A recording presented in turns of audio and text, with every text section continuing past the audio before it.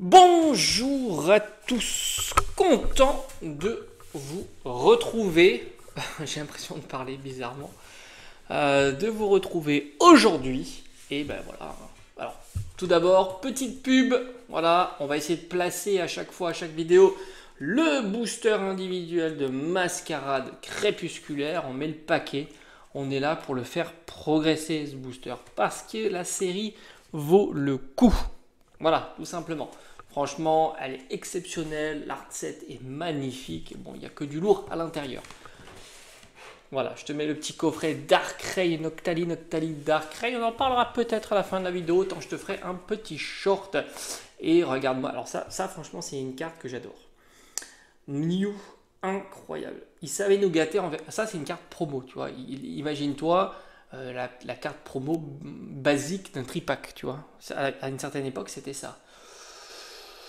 J'ai envie de te dire, c'était cool. C'est comme ça me fait penser aussi à. Je sais pas si tu as connu ça aussi. Il y avait des tripacks ou XY avec des Half Art holo. Brillantes, quoi. Enfin bref, comme tu veux, quoi. Ça aussi, c'était beau. J'aime beaucoup les Half Art. Carte que j'apprécie beaucoup. Bon, aujourd'hui, bon, on va parler tranquille. Franchement, on va pas se prendre la tête pour aujourd'hui. J'ai pas envie de me prendre trop la tête. C'était bien la petite vidéo d'hier. Sur les quantités de boosters disponibles. Donc je pense qu'on est plutôt cohérent d'après vos retours sur plusieurs millions, tu vois, de boosters écoulés par série. Ce qui fait pour les cartes hyper rares, parce que c'est vrai que 1 pour 2000 c'est costaud.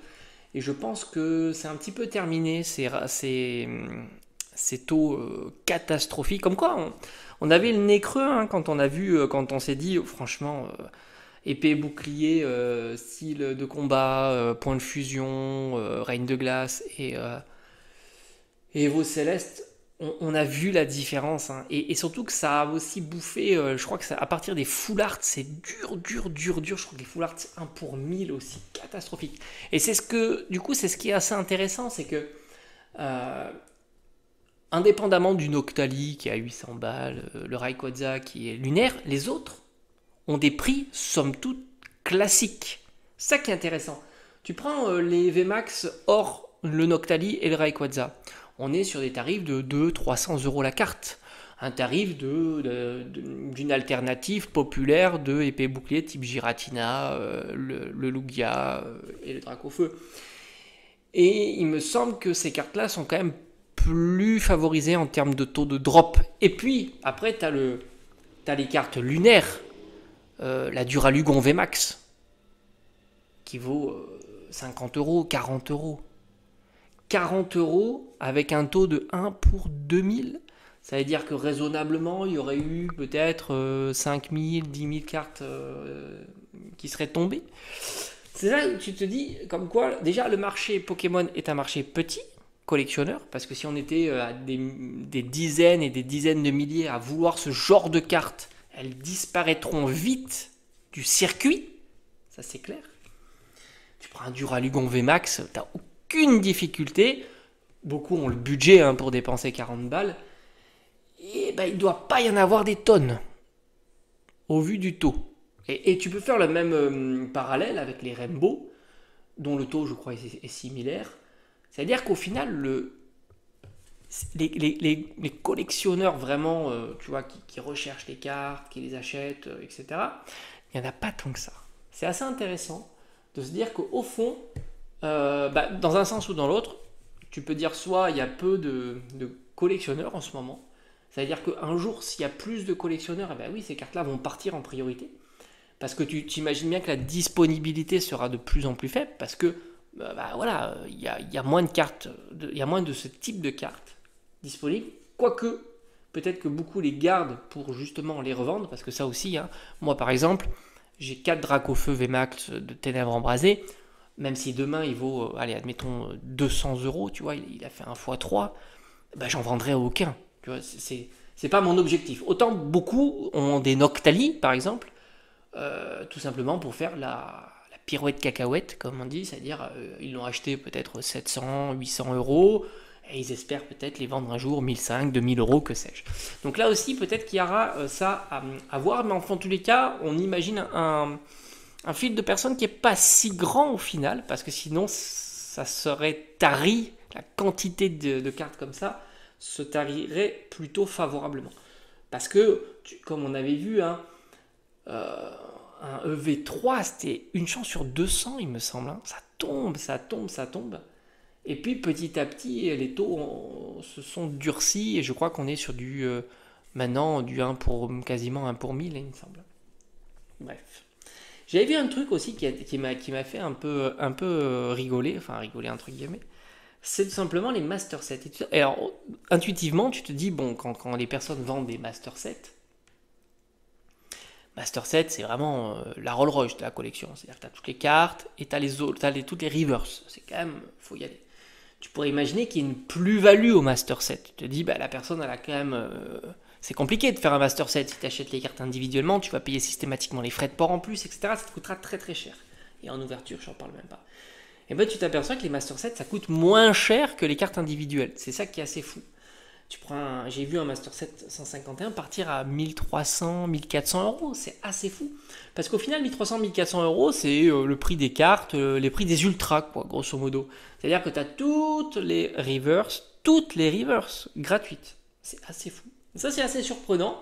C'est peut-être un paramètre aussi à prendre en compte sur la tendance un petit peu que peuvent avoir les cartes, quoi. Beaucoup peut-être complètent les collections, préfèrent compléter les collections plutôt que d'acheter des collections toutes faites, même s'ils dépensent plus d'argent.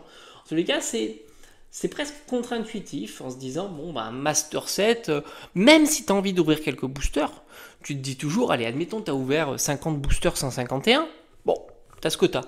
Bah, il est plus judicieux de dire, on arrête là, si tu veux compléter, hein, bah, tu achètes le master set et tu revends les doubles. J'ai l'impression que c'est quand même plus fort. 1300 euros, 1400 euros à Master 7, c'est rien, quoi. C'est rien. C'est assez marrant pour le souligner. Est-ce que c'est propre à 151? Parce que c'est vrai que ça a été beaucoup ouvert et peut-être que les gens complètent plus sur 151. Franchement, j'en sais rien. Peut-être que c'est le cas. Peut-être que c'est pas le cas. Pas le cas. Pas le cas. Pas... Bref, t'as compris. C'est une blague, évidemment. Donc c'est marrant. On va rebondir. Alors bon, comme je lis vos messages, mais c'est vrai que j'ai pas le temps de répondre. Je m'en excuse vraiment. Hein. Vous êtes un grand soutien pour moi. Ça me fait excessivement plaisir en tous les cas. Et on va parler de AI pour la gradation. Alors moi, franchement, l'intelligence artificielle sur les gradations, j'y crois. J'ai presque envie de dire pas du tout. Bien que j'ai vu que certaines sociétés le proposaient. Alors déjà, je vais te dire, je préfère le dire. Je ne suis pas le connaisseur de la gradation. Il y en a qui le font bien mieux que moi. Il y a des chaînes YouTube qui partagent beaucoup de contenu sur la gradation, qui testent beaucoup de sociétés de gradation. J'en ai pu voir de temps en temps et il me semble que l'intelligence artificielle c'est quelque chose qui est proposé aux États-Unis, il me semble, mais que le test n'avait pas été très concluant. D'autant que, objectivement parlant, moi je pense que vraiment, c'est pas la technologie la plus adaptée pour mettre en évidence des défauts sur une carte. Je suis assez sceptique sur ce genre de technologie. Maintenant, c'est sûr que si, par magie, on arrivait à mettre en place un système qui permettait vraiment d'être hyper carré, hyper rigoureux, qui n'ait plus tous ces problèmes que l'on a vus partout. Il faut être honnête, hein, des problèmes de gradation, on en a vu partout. Qui s'expliquent par tout un tas de paramètres qu'on ne va pas rentrer dans le détail, dont le flux à tenir. C'est parce qu'il ne faut pas oublier que tu fais grader tes cartes pour quelques euros. Alors ça, c'est surtout en France que je crois que chez PSA, c'est plus cher, bien que de temps en temps tu as des bonnes périodes, il me semble, avec des bulks où tu peux envoyer tant de cartes pour tant de machins, bref. En tous les cas, il y a toujours l'impact humain qui fait que, voilà, quand on regarde une carte, et puis, comme j'en avais parlé, notez, celui qui n'a jamais fait cet exercice peut imaginer que c'est facile, mais notez, c'est ultra difficile. Moi, j'ai fait ça dans ma carrière d'enseignant. Notez en ayant le même barème, la même quantité de points à enlever, etc. Tu prends une copie, tu auras 10 profs, tu auras 10 notes différentes. C'est comme ça. Et quand je dis différentes, ça va aller de 8 à 16. Hein. Et c'est véridique, je te raconte pas de bêtises. Tu peux taper études statistiques sur les notes, notation, etc. Tout le monde te le dira. Et même sur des matières rigoureuses, hein, pas la littérature où tu as peut-être comment t'apprécier un style. Non, il y en a qui vont, même en sciences, en mathématiques, il y en a qui seront plus sévères, moins sévères. Et même si tu mets en place, c'est comme ça fait partie de. C'est intrinsèque. Alors évidemment, en sciences, tu réduis l'écart, on est peut-être sur 2-3 points, tu vois. Et en littérature, tu élargis l'écart, mais c'est très compliqué. Donc c'est vrai que les coquilles, il y en a beaucoup. Et ça pourrait évidemment bousculer le game d'avoir une société dont il n'y a plus d'ambiguïté. Tu envoies 10 fois la même carte, 10 fois tu auras la même note. Ça c'est clair. Ça c'est clair. Ça n'enlèvera pas certainement les problèmes humains, hein, parce qu'il y aura toujours des problèmes humains pour encapsuler ou des choses comme ça. Mais c'est vrai que ça pourra mettre un petit peu de moins de spéculatif dans une note, d'autant que la note joue énormément sur le prix de la carte, surtout sur le récent, surtout parce que le récent, tu t'attends à un 10 et le 9 vaut rien. Donc forcément, si tu peux te permettre de renvoyer ta carte et d'espérer un 10, qu'on a déjà vu aussi, c'est perturbant parce que tu te dis, peut-être que ma carte que j'ai achetée, c'est pour ça que souvent on te dit, il ne faut pas acheter une note mais bien une carte, donc il faut regarder les photos, il faut regarder les défauts, et ça c'est vrai qu'on a déjà observé. Donc ça pourrait être intéressant. Mais moi, j'y crois pas trop dans un moyen terme, tu vois. Je crois pas trop l'instauration d'un système qui serait vraiment hyper rigoureux et qui te dirait, voilà, il y a vraiment tel défaut, tel machin, etc. Moi, j'y crois pas trop. Voilà, ça c'est vraiment quelque chose dont je suis plutôt sceptique, vraiment, quoi. Sur ça. Après, peut-être que je me trompe. Hein. Ça, c'est pas un domaine dont je maîtrise énormément. Et je le dis honnêtement, hein, c'est juste un avis sur ça. Je pense que l'AI est pas très pertinente et que l'œil humain, malgré tout, malgré ce qu'on en pense, hein, pour la mettre comme ça en lumière, etc., la carte, je pense que c'est peut-être le plus pertinent. Après, sur la géométrie, peut-être les centrages, comme on appelle les centering, oui, pourquoi pas. Mais vraiment, tu vois, les bords, les choses comme ça, tu vois, mettre en évidence des défauts de bord, l'épaisseur, les choses comme ça me semble être compliqué. Maintenant, on va parler du scellé, un petit peu le scellé. C'est pour ça qu'on va rebondir un petit peu sur ce coffret, mais je vais en faire un short parce que j'aime beaucoup ce coffret. Et c'est vrai que je t'avais parlé aussi de l'ETB sur un short. J'aime bien faire les shorts, je trouve que c'est un format qui est plutôt sympa, qui se consomme assez facilement. Hein, puis voilà, c'est moins d'une minute et ça, c'est plutôt cool. Et c'est vrai que c'est pour revenir aussi sur des messages que j'ai eus sur Evo Celeste, parce qu'on a eu les données, enfin j'ai eu moi les données, hein, certains ont dit que c'était vieux, etc. Bon, peu importe, moi je les ai eu que maintenant. Bon, c'est pas tant le problème, hein, c'est savoir si c'est vieux ou pas. En tous les cas, j'ai appliqué les données sur Evo Celeste, et c'est vrai que il y en a qui attendent l'explosion d'Evo Celeste. Moi, je l'ai dit, pour moi, elle a déjà explosé, Evo Celeste. C'est une série de 2021. C'est une série qu'on a eu encore en main il n'y a pas si longtemps que ça, sous différentes formes. Même les ETB, enfin les displays sont revenus, les tripacks, les boosters individuels et récemment les duo packs. Et c'est vrai que j'avais dit, c'est vrai que pour moi, la série a déjà explosé. Elle est passée de 150, 180 euros une display à 700, 800 euros. Donc forcément, en 4 ans, d'autant que 4 ans, c'est quand c'est sorti, c'est plutôt pas mal. Et puis les boosters individuels, c'est pareil, j'en ai acheté chez Kingsway, je crois, il y a peut-être 2 ans ou quelque chose comme ça, peut-être en 2022, 2023 ou pas loin.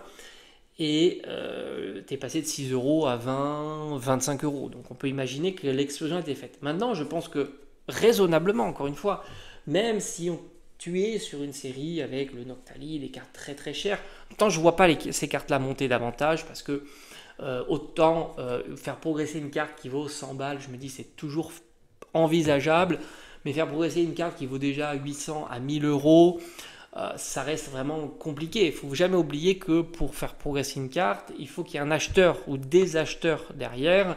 Et dépenser 800 à 1000 euros, je ne sais pas si on se rend compte, mais c'est plutôt colossal. C'est plutôt colossal. Et du coup, ça réduit considérablement les gens qui peuvent se permettre ce genre d'achat. Donc j'imagine mal les cartes progresser. C'est pour ça que souvent je te dis que pour moi, en tous les cas, tout ça c'est des avis personnels que je partage avec vous. c'est en rien des conseils ou quoi que ce soit, j'ai aucun conseil à vous donner d'ailleurs, hein. C'est juste pour parler un petit peu de l'avenir de la collection, comment ça pourrait évoluer. C'est pour ça que je me suis toujours dit, même si tu dis ouais mais le Noctali il est hyper dur à faire tomber, ok on est sur 1 sur 2000, mais une full art est hyper dur à faire tomber, on est sur 1 sur 1000. Il n'y a qu'un facteur 2. Est-ce qu'il y a un facteur 2 sur le prix de la full art? Non. Il y a des full art qui valent 10, 15, 20 euros. Et c'est pour ça que je me suis toujours dit, si Evo Céleste devait progresser, ça ne serait pas sur des cartes qui sont déjà ultra haut et qui crèvent déjà le plafond, mais ça serait plutôt sur des petites VMAX qui tombent pas si facilement que ça, des petites full art qui tombent pas si facilement que ça, et même des petites V, puisqu'on a vu des Noctali V à 1, 2 euros, pas plus, et faire une progression de 1 à 2 euros à 4 à 5 euros, on a multiplié par 2, 3, voire 5 son prix. Et ça, c'est notable. Et c'est pour ça que pour moi, je vois vraiment, puis t'entends que le taux de drop fait pas tout. La preuve, hein, les Rainbow tombent aussi difficilement que les VMAX, et elles valent 10 fois moins. Le Noctali Rainbow, c'est 10 fois moins cher qu'un Noctali VMAX Alt. Donc le Noctali VMAX Alt est déjà au sommet. Alors évidemment, rien ne peut l'empêcher de surperformer encore. Il suffirait qu'il y ait peut-être un influenceur mais malgré tout, j'imagine mal cette carte progresser davantage. Donc, pour moi, le scellé ne devrait pas monter davantage. Il est déjà beaucoup trop d'ailleurs. Un scellé qui s'ouvre en plus à ces tarifs-là. Alors, ouverture ludique plutôt, hein, je pense, ou très très très spéculative aussi. Mais voilà, on tutoie bientôt les 1000 euros. Imaginez que cette display puisse challenger les displays Soleil et Lune, fin de bloc Soleil et Lune, hein, typiquement, hein, les displays qui sont à 1500, 2000, 3000 euros. J'ai du mal à le croire. Pourquoi? Simple et bonne raison qu'il y a peu de quantité de Soleil et Lune, il y a quand même beaucoup de quantité de Evo Céleste. De la même manière, pour rebondir sur ce coffret, parce que c'est vrai qu'on m'a parlé de ce coffret, je t'en ai souvent parlé de ce coffret. C'est un coffret qui est magnifique en scellé. Il a tout un tas de défauts qui sont énormes. Déjà, c'est un coffret. On sait pertinemment que le coffret en scellé n'apporte quasiment rien, même s'il est très rare. Ce qui est intéressant dans les coffrets, ce qui porte les coffrets, ce sont les boosters qu'il y a à l'intérieur. Les séries là sont catastrophiques. Ce ne sont pas des séries populaires. On retrouve du Soleil et Lune. C'est quoi? C'est du Ultra Prisme. Bof. On retrouve 2 boosters Ténèbres Embrasées. Bof.